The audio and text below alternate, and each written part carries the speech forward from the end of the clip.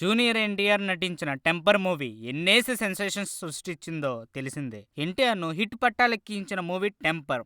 ఆ తర్వాత ఇప్పటి వరకు తన మూవీ హిట్ స్థాయి పెంచుకుంటూ 'జనతా గ్యారేజ్'తో ఇండస్ట్రీ హిట్ కొట్టేశాడు యంగ్ టైగర్. స్టోరీ పరంగా కూడా 'టెంపర్'కు బోలెడన్ని ప్రశంసలు దక్కాయి. ఇప్పుడు 'టెంపర్'ను హిందీలో రీమేక్ చేసేందుకు సన్నాహాలు జరుగుతున్నట్లు తెలుస్తుంది. బాలీవుడ్ స్టార్ హీరో రణ్వీర్ సింగ్ ప్రధాన పాత్రలో 'temper' remake ఉండనుందంట.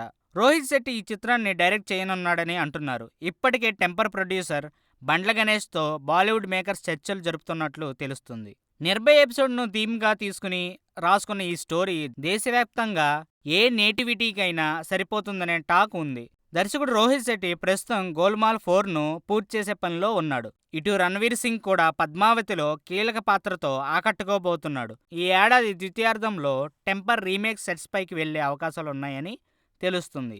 Ranveer Singh, Rohit Shetty combination అనగానే బాలీవుడ్లో ఒక్కసారిగా అంచనాలు ఆకాశాన్ని అంటేశాయి.